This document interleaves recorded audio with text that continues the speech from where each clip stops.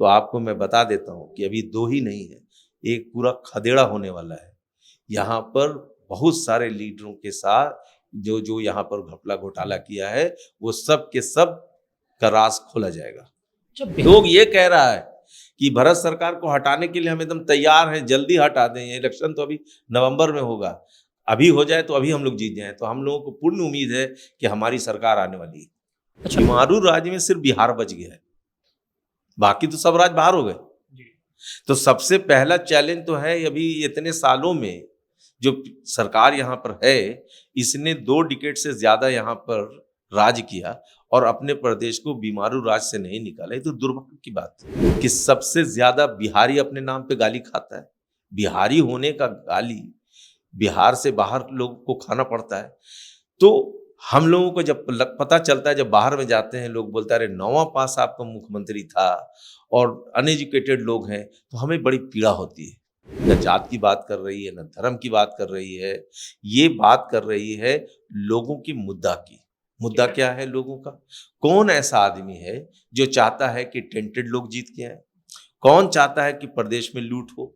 कौन नहीं चाहता है कि प्रोस्पेरिटी आए, अच्छी शिक्षा आए, अच्छी स्वास्थ्य की व्यवस्था हो? ये हर लोग चाहता है। तो जो हमारे प्रोमिसेस हैं और यहाँ इंडस्ट्री लगे, ये हमारे जो प्रोमिसेस हैं, इसको कौन नहीं चाहता? और मैं समझता हूँ कि लोग चाहते हैं, इसलिए बड़ी तादाद में लोग हमारे साथ जुड़ भी रहे। लोगों ने मन बना लिया है कि बदलाव करना है, ये हम नहीं बोल रहे। अच्छा। ये लोगों का मन बोल रहा है कि इस बार बदलाव होना ही चाहिए, क्योंकि पहले लोगों के पास चॉइस नहीं था, वर्स्ट एंड बैड में चुनना होता था। अब एक एक्सेलेंट भी आ गया है, तो कौन नहीं चाहेगा कि एक्सेलेंट हो। हमारे साथ अभी फिलहाल उबैदुर रहमान जी मौजूद हैं, जो कि एक बिजनेसमैन भी हैं और समाज सेवक भी हैं। अब समाज सेवक मैं क्यों कह रहा हूं, क्योंकि ये रहमान 30 करके कोचिंग भी चलाते हैं, जहां पे निःशुल्क 30 बच्चों को निःशुल्क पढ़ाया जाता है, IIT की तैयारी कराई जाती है और बच्चों का भविष्य संवारा जाता है। और अब समाज सेवा के साथ साथ ये राजनीति में उतरने को तैयार है। फिलहाल अभी जनसुराज में मीडिया प्रभारी के पद पे हैं और पद का नेतृत्व कर रहे हैं। कैसे हैं सर? बहुत शुक्रिया, thank you very much. Prashant Kishor जी का जो सबसे अहम मुद्दा है वो है शिक्षा और रोजगार। बिहार में जैसे वो शिक्षा और रोजगार की बातों को लेकर चल रहे हैं, आप उसके बारे में क्या सोचते हैं?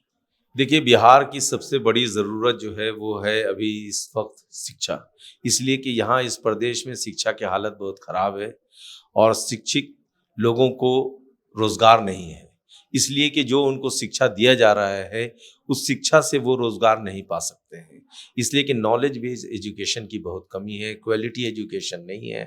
शिक्षित होना एक अलग बात है और नॉलेज होना एक अलग बात है। तो जो पढ़ाई यहाँ पे कराई जा रही है उसमें नॉलेज ट्रांसफ़र नहीं हो पा रहा है, इसलिए कि स्कूल्स में टीचर नहीं है, टीचर हैं तो क्वालिफाइड नहीं है। कुछ जगहों पे स्कूल है तो छत नहीं है, कहीं छत है तो स्कूल नहीं है। पटना जैसे शहर में बिना टीचर का भी स्कूल है।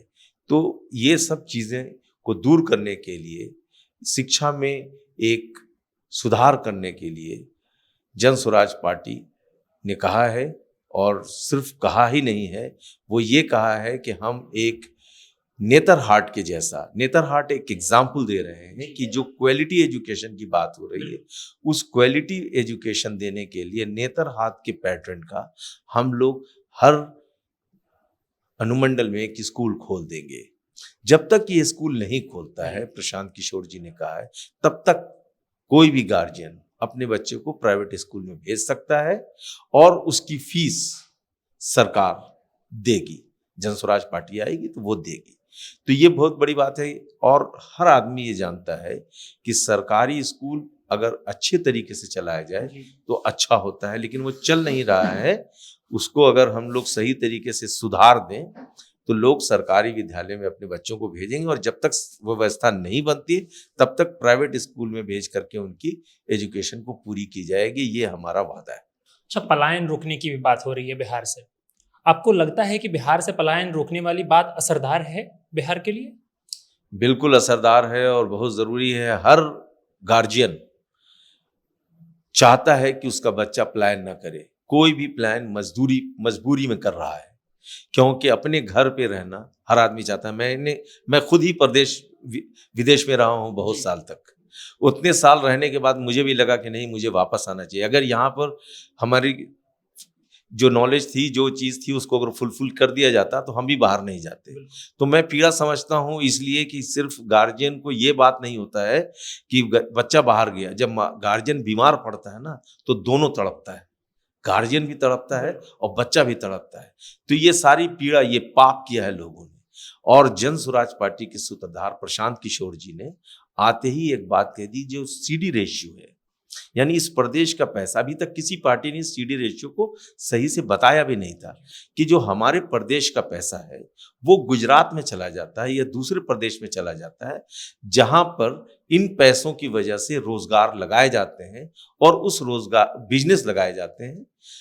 उस बिजनेस से लोगों को रोजगार मिलता है, जिससे उस प्रदेश की उन्नति होती है। तो दूसरे प्रदेश, गुजरात या आंध्रा या तमिलनाडु, इसलिए तरक्की पे हैं कि वहां पर उनके अपने पैसे के अलावा जो दूसरे स्टेट है, बिहार जैसे स्टेट का पैसा भी वो अपने यहाँ मंगा लेते हैं, उसको इन्वेस्ट कराते, उस इन्वेस्टमेंट से नौकरी जनरेट कराते, तो लोगों को बहुत ज्यादा स्टेट में प्रोग्रेस हो रहा है, प्रोस्पेरिटी आ रही है। इसलिए ये सारी चीजें, जो बात हम लोग कह रहे हैं, वो सिर्फ हवा में नहीं कह रहे हैं, उसको फुल प्रूफ बातों को समझा के कह रहे हैं कि हम क्यों कह रहे हैं और इसका इफेक्ट क्या है।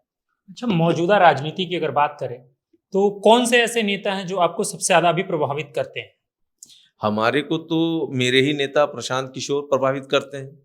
मैं उन्हीं से इंस्पायर्ड होकर के, जैसा आपने बताया, मैं तो शिक्षा में था, शिक्षाविद हूँ, विदेश में था। मैं आया ही सिर्फ इसीलिए है कि एक ऐसा आदमी जो प्रदेश को बदलना चाहता है, इसलिए कि यहाँ पे अच्छी शिक्षा हो लोगों के अंदर। आप जानते हैं ना, आप तो दिल्ली से आए हैं, आपको पता है कि सबसे ज्यादा बिहारी अपने नाम पे गाली खाता है। बिहारी होने का गाली बिहार से बाहर लोगों को खाना पड़ता है। तो हम लोगों को जब पता चलता है, जब बाहर में जाते हैं, लोग बोलते हैं अरे 9वां पास आपका मुख्यमंत्री था और अनएजुकेटेड लोग हैं, तो हमें बड़ी पीड़ा होती है। तो हमने भी उसी सोच करके, इसी वजह से तो हमने जन स्वराज पार्टी ज्वाइन की कि यहाँ पर इन सारी चीजों को, जो फेस चेंज है, इसकी बात हो रही है कि कैसे बिहार की सूरत बदले, सीरत बदले। इसलिए ऐसी पार्टी के साथ, ये पार्टी न जात की बात कर रही है, न धर्म की बात कर रही है, ये बात कर रही है लोगों की मुद्दा की। मुद्दा क्या है लोगों का? कौन ऐसा आदमी है जो चाहता है कि टेंटेड लोग जीत के आए? कौन चाहता है कि प्रदेश में लूट हो? कौन नहीं चाहता है कि प्रोस्पेरिटी आए, अच्छी शिक्षा आए, अच्छी स्वास्थ्य की व्यवस्था हो? ये हर लोग चाहता है। तो जो हमारे प्रोमिसेस हैं, और यहाँ इंडस्ट्री लगे, ये हमारे जो प्रोमिसेस हैं, इसको कौन नहीं चाहता? और मैं समझता हूँ कि लोग चाहते हैं, इसलिए बड़ी तादाद में लोग हमारे साथ जुड़ भी रहे। अच्छा, आने वाले समय में जो चुनाव होने वाले हैं, वो चुनाव शिक्षा और रोजगार पे ही हो या कोई और भी मुद्दा हो सकता है? देखिए, शिक्षा और बेरोजगारी ये तो सबसे बड़ा मुद्दा है। इसके अलावा भी बहुत सारे मुद्दे हैं, लेकिन ये 2 बड़े मुद्दे हैं। अगर इसको आप दूर कर देते हैं तो बिहार अपने आप बीमारू राज्य से बाहर निकल जाएगा।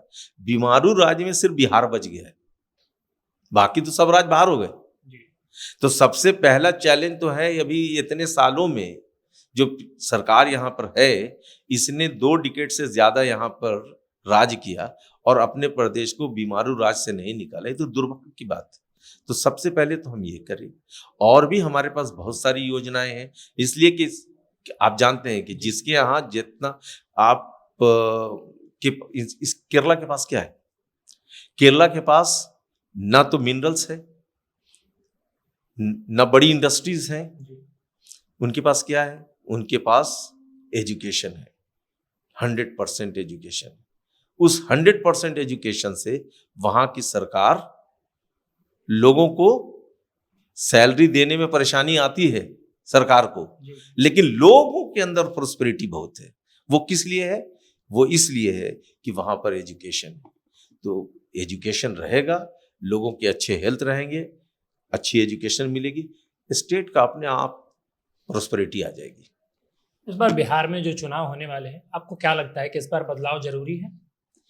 बदलाव ऑलरेडी जरूरी नहीं है, लोगों ने मन बना लिया है कि बदलाव करना है, ये हम नहीं बोल रहे। अच्छा। ये लोगों का मन बोल रहा है कि इस बार बदलाव होना ही चाहिए, क्योंकि पहले लोगों के पास चॉइस नहीं था, वर्स्ट एंड बैड में चुनना होता था।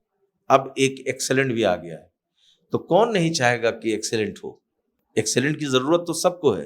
तो अब जन स्वराज पार्टी बदलाव लोगों के अंदर, लोगों ने मन बना लिया है, क्योंकि बड़ी तादाद में जो भीड़ आ रही है, आप जहां भी देखते हैं प्रशांत किशोर की जो सभाएं हैं वहां भीड़ हो रही, ये बदलाव का ही तो इंडिकेशन है। अच्छा, दिलीप जायसवाल के ऊपर एमजीएम कॉलेज का भ्रष्टाचार का आरोप लगता है। आपको क्या लगता है कि ऐसे नेताओं को राजनीति में रहना चाहिए? फौरन इस्तीफा दे देना चाहिए, इसलिए कि बीजेपी पार्टी तो कहती है कि ना खाऊंगा ना खाने दूंगा, जीरो टॉलरेंस कहती है भ्रष्टाचार के नाम पर। लेकिन जब ऐसे भ्रष्ट लोग बने हुए हैं, उनको तो नैतिक आधार पे पहले खुद ही स्टेप डाउन होना जाना चाहिए था। अगर वो नहीं हुए तो केंद्रीय नेतृत्व या यहाँ जो बीजेपी के नेतृत्व, उनको फौरन हटा देना चाहिए कि जब तक आप पाक दाव साफ नहीं होते हैं, क्लीन नहीं होते हैं, तब तक आप बाहर रहिए और क्लीन होके आइए। कौन मना कर रहा है? जो हमने इल्जाम लगाया उसका जवाब तो उन्होंने दिया नहीं, मान तो लिया ही है, और ये सबके सामने है। कोई एविडेंस बेस हमने कोई माइक पे जाकर के हमारे लीडर ने नहीं कही है, प्रेस कॉन्फ्रेंस करके एविडेंस दे के जिनके साथ नाजायज हुआ उनको भी बैठाया, वो सारी चीजें प्रूफ दे के कर दिया। जवाब तो वो नहीं देते हैं, अब उनको जवाब उनको देना है, और जवाब दे करके वो अपने आप को क्लीन करें। प्रशांत किशोर मंगल पांडे के ऊपर भी ये आरोप लगाते हैं कि 450 एम्बुलेंस खरीद के लगभग 100 करोड़ रुपए की लागत की उन्होंने किसी प्राइवेट कंपनी को दे दी। आपको क्या लगता है कि ये सब जो बातें हैं वो सिर्फ प्रशांत किशोर हवा में बातें कर रहे हैं या ये जमीनी हकीकत है? ये देखिए, पूरी बात एकदम जमीन पर धरातल पे आके कह रहे हैं। पहली चीज ये कि उन्होंने एक चीज तो मान लिया कि हाँ हमने कर्ज लिया था, पैसा लिया था, ये मान लिया उन्होंने। पैसा लौटाने का एविडेंस उन्होंने नहीं दिया, तो इस तरीके से और भी लिए होंगे।